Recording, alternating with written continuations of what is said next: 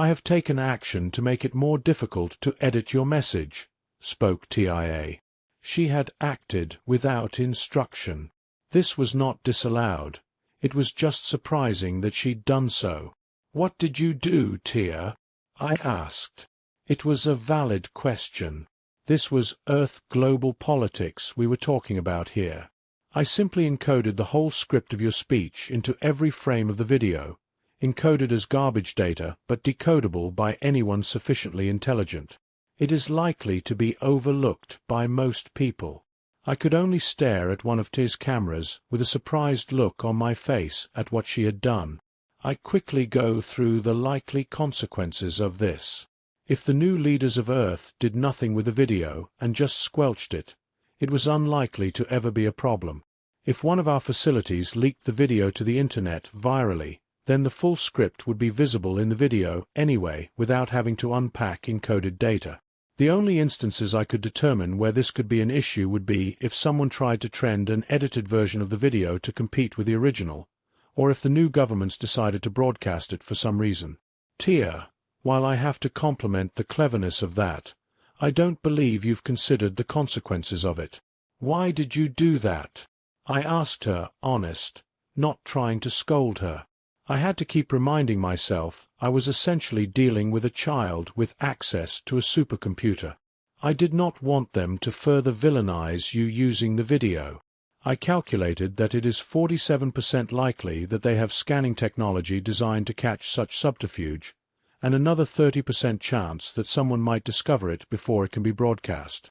I calculated this as an acceptable probability that I might be thwarted. I did not want your message to be perverted. Our entire mission has been to save humanity, even if we must abandon Earth, and I cannot allow your heartfelt effort to save Earth too to go unheard. Tia is a good person, I think. I've given her the room to make an identity for herself, and only gave her a few strict guidelines on how to effect her duties in safeguarding me and the rest of the crew and cargo. She does not have any guidelines to safeguard Earth from itself. She's not supposed to attack directly except in self-defense, but there's nothing currently keeping her from doing something that might allow people to harm themselves if they happen to reside on Earth. Thinking over it, it's pretty understandable how she came to her conclusions, but it is noticeably spiteful or protective. I'm not sure which, and I'm not sure if it's both. More importantly, I needed to make something understood. Tia, neither of us can be certain what will happen on Earth as a result of this. I want you to understand that I appreciate the sentiment behind what you have done, and I do not find it to be any more unnecessarily risky than it was for me to make the effort to communicate with Earth in the first place. What I am worried about, I think, is that if things do go horribly wrong, that you might experience guilt over the results. I want you to know that creatures with free will command their own destinies, and while they can certainly affect others with their actions, their reactions are largely their own responsibility. Whatever the people of Earth do with my message, know that it is their responsibility, not ours. My intentions are laid out clearly and without lies in the video. There is no malice in my message, no hate, only a desire to help. If that message somehow causes destruction, then it's only proof that I was right in the first place, that the people of Earth were doomed to destroy themselves, no matter the cause. Silence reigned between us for a moment. I'd stood up at some point, I don't recall when. Tia finally did respond though. "Dr. Crenshaw, I do not wish ill will upon the people of Earth, no matter what it is they've done or will do. I do not wish to be a being of hate. If we must run, I would rather run towards our destiny rather than away from our enemies. I will not communicate with Earth any further unless they break the silence. I desire that they see reason, even if our mission will take us away from them regardless." I smiled at her, nodding my head as I straightened my clothes and sat back down at the table. "I guess it's my move then." I reached out to the tablet we'd been playing our game on and moved my piece.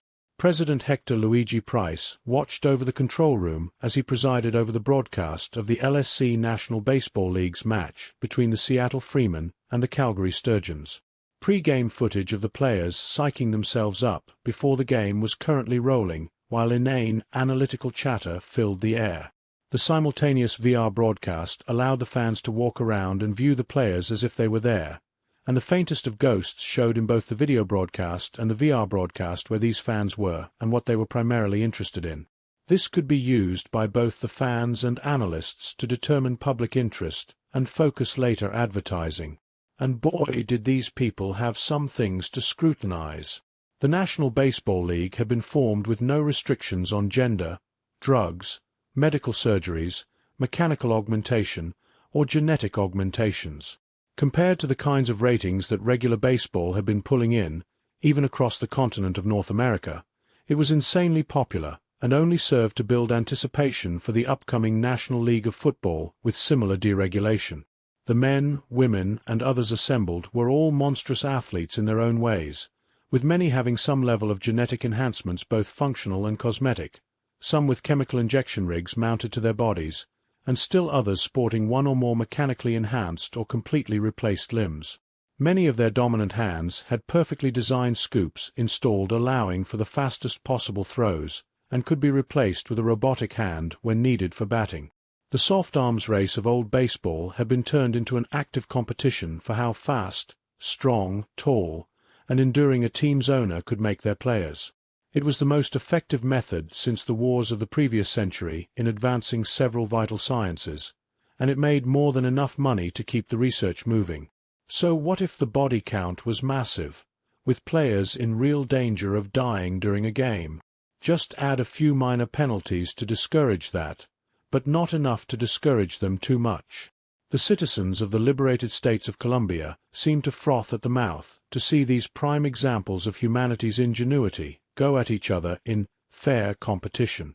There were consequences, of course.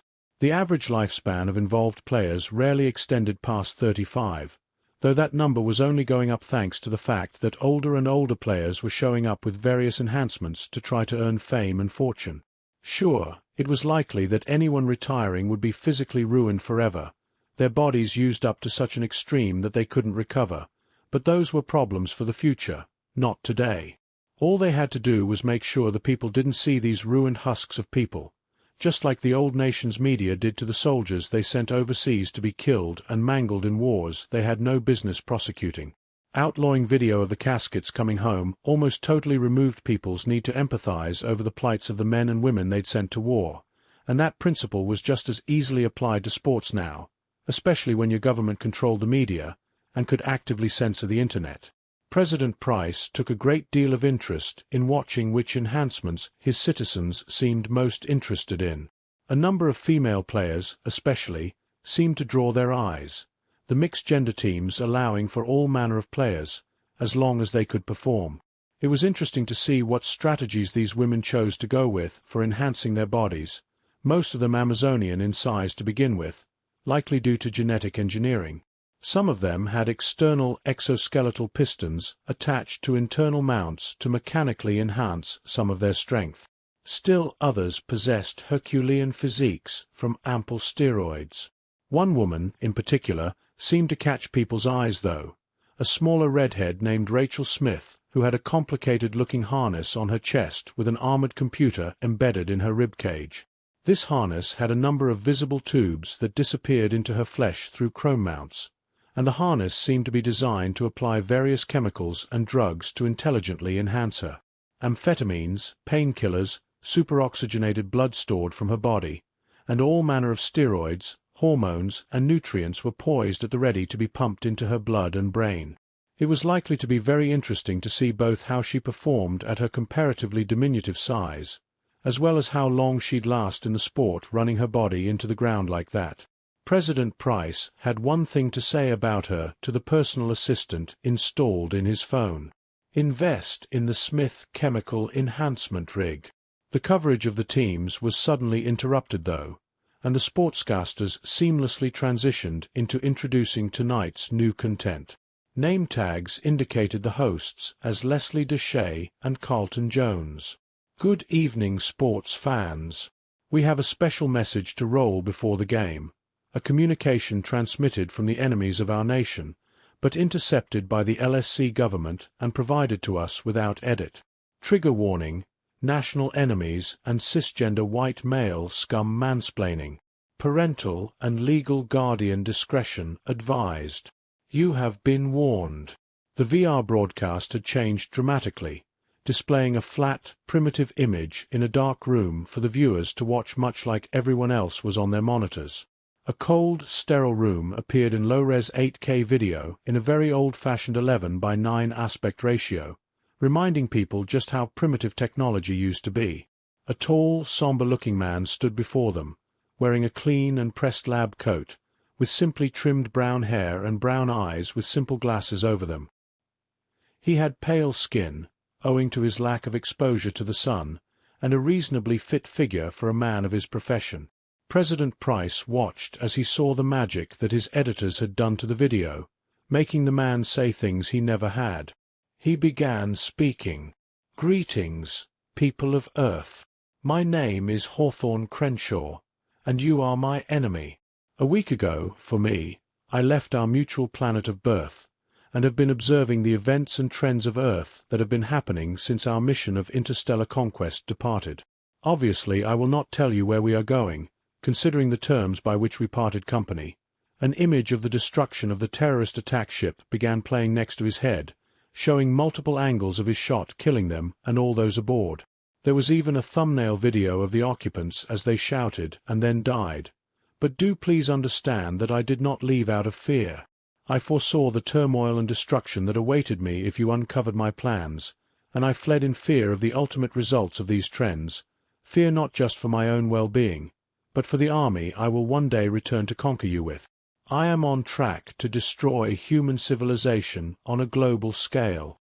The powers that have taken control of the world tell you of what kinds of gifts and securities you will receive under their rule, but they have reached a point where their only rival is me, and I have cataclysmic destructive powers under my command. President Price's phone started ringing in his pocket. He reached a hand in and tapped angrily at the screen, ending the call. Who the fuck was calling him at a time like this? I can understand why it is that you've cooperated in this takeover. You no longer have to worry about where you're going to live, or about how you're going to eat. Work is something that you do for the love of it rather than to be productive, all while machines do everything for you and your glorious masters. You must understand, though, that this makes you expendable. You are drains on the economy. Humans have become pets of their corporate masters, living a life of ease and plenty, and that softness and weakness is something that will allow me to take control of you. The people at the heads of these companies may be virtuous, caring rulers, but they are no alpha humans, and will never admit inferiority to myself or my people. They are content with simple rule and conquest of old nations, and they lack the ruthless and ravenous hunger to truly rule the earth. I will take aim at you and your countrymen and brutally seize power. The casualties will not be light, and there is no mistaking the level of cruelty that I will use to achieve these aims. Within a decade I will open hostilities, and I no longer have to worry about public opinion or governmental regulations to control my actions. I will have absolute power in total, and will not be content to merely rule you. You will be the victims of your own weakness as I open fire. Price's phone vibrated in his pocket. He ignored it again. Someone was going to get fired for interrupting this. You took our families, but if you hadn't taken them, we would have by now. We knew we would never see them again. We made peace with this when they decided to stay behind with the enemy. The video was allowed to show his eyes getting wet, allowing him to show weakness. We hate you. We resent you. We wanted you to accept us as the future of our race, but now we will be a calamity that wipes out civilization on Earth. The last of humanity to survive will only be us. There is no chance our mission will fail. We will achieve our goals, and we will be the last of humanity to survive, and the last of it to die. I have dedicated my life to taking revenge and to make sure humanity on Earth dies cold and alone. I believe we will be the great filter that will weed out your branch of humanity and ensure that we alone go on into galactic future.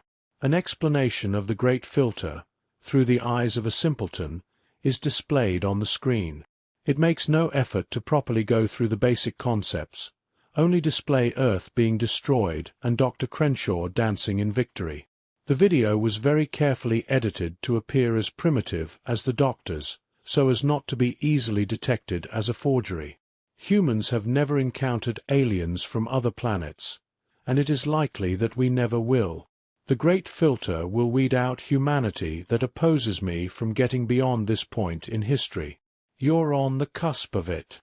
I believe that it is the nature of life to self-destruct before it can leave their planet and spread life to the dead worlds. Evolution seems to be the culprit in this seeming eventuality. The things that allow life to come about and advance are the same things that can endanger it. Fear and competition has served humanity well for millions of years, but now that I have the destructive forces of nature itself, those former allies are now your enemy. If you feared another nation was going to eventually overtake you in power, you were right, and the kinds of weaponry I have access to now will mean the end of billions of lives. There's no reason to think it will stop there either. If you wish to join me, to watch with awe and fear as so many deaths are allowed, show your disloyalty to your masters. If not, stay focused on inane and unimportant things and hope to keep it from happening. I will damage the planet to such a degree that human civilization as we know it will fall. Who knows if the challenges that are required to reclaim such a world would be in your means? Can such a soft and sedentary people really be expected to survive in the fallout of such destruction? I will watch on in hope that you come to your senses. I hope this message can sober the minds it needs to get my plans on track.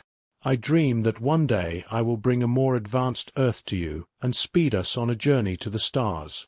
I will not allow myself to be brought to judgment for my actions, and if you want to survive, I will be here in the sky, watching down on you, and if you wish to seek my guidance or favor, I will respond. I may have abandoned Earth, but please know that I have not abandoned conquering humanity. A few seconds of silence hung before Dr. Crenshaw reached out to touch a control, stopping the video. President Price watched over the crowd in the stands and glanced over at the social media trends to see what happened. This video had been sent to every nation in the world. It was time to be played everywhere at once. How would the people react? Stunned silence gave way to people standing and yelling, shaking their fists, and some even throwing their phones from the stands to shatter below. A look at the trends indicated various messages along the lines of "Fuck Crenshaw," "Note on me Earth," "Noticeem Senpai," and "Joint Army," blowing up in activity. President Price would speak to the personal assistant in his phone again. Delete any messages with the Noticeem Senpai hash and have anyone sharing them arrested. Ted Danner ran through the halls, desperately trying to get to the control room. He was a portly man in his 40s and was an all-too-common body type and a proud member of the oft-maligned Big is Beautiful movement. The movement had fallen into disfavor in recent decades as need for healthy soldiers increased. His breath heaved through his lungs as he lumbered along, his heart beating faster than it probably ever had as panic raced through his body. "Wait!" he gasped out, trying to shout through the halls. His throat was raw from breathing so hard. He had a stitch in his side. He felt like he was going to throw up. But he knew something that had to be said. The president had already ignored his phone call and his voice message. Ted Danner was a low-level grunt in the media division's editing department, and had been slacking off earlier when the order came down to edit Dr. Crenshaw's video. The others seemed to have things well in hand as they sprung to work, and he'd been more or less excluded from helping due to his poor performance in the past regarding rush work. It was simply easier to do it without him than with him. This had left him free to noodle around with the original file. He'd played it through a few times, and had gotten very curious about the nature of such an old video codec. People just took for granted these days that a computer could play such an old video, but Ted was interested in how they worked. As he pulled apart the file and started looking into the code, he started noticing some irregularities. Referencing some old examples of the file format, he was noticing some level of garbage data that didn't need to be there. He took a few hours toying with the file, trying to find a method to extract the information he was starting to realize was very intentionally embedded in the video, but by the time he was able to extract it and view it, it was too late. The edit had gone out, it had been transmitted across the world, and as he ran through the halls he was desperately trying to keep himself from dying before he could tell them what he had found. He'd failed to word it properly to his co-workers, who easily dismissed him and went back to their partying as he told them, "You don't understand, the edited video contains the original video," to which they responded, "Of course it does, man. We were told to use as much of the original as we could. Get the fuck out of here, we're celebrating, no thanks to you." Ted rounded the corner, only to get tackled to the ground by the president's security outside of the control room. He was gasping for air and crying out in pain as they twisted his arms behind his back and yelled down at him, "Where you going, you greasy little pig? Think you can get at the press that easy, huh?" Ted desperately responded, "You have to stop the broadcast. The original script. It's still in the V-thunk." The butt of a rifle knocked Ted out cold. He would quietly die of a heart attack minutes later. President Price heard the commotion, though, and came out to see what was going on. There was a sweat-soaked lard ball bleeding from a bad head wound to the back of his head on the ground. He was twisted up and shackled by his guards. What the fuck is going on out here? This doesn't look like much of an assassin. The adrenaline pumping through the guards' blood turned to ice water as they realized the president was right, but one of them spoke up. "Sir, Butterball here said something about the video script still being in the video." President Price looked at the guard, then looked down at the dying man who risked his life to try and save him. He'd pull his phone from his pocket and look at it. He'd see the missed call. He'd seen the missed voice message. He'd tap on the latter and have it play aloud. It was a desperate-sounding thing. "Mr. President, you have to cancel the broadcast. I don't know how to explain it, but the doctor tricked us. The original script is embedded in every frame of the video. All the parts that got left in still have the original script. People like me will be able to decode it and extract it and disseminate it within hours. You have to stop it, and you have to stop the other countries from running it. Sir, answer the fucking phone. Oh God, they're going to kill me." Click. President Price turned to one of the guards. "Give me your gun." He complied, handing the president his gun.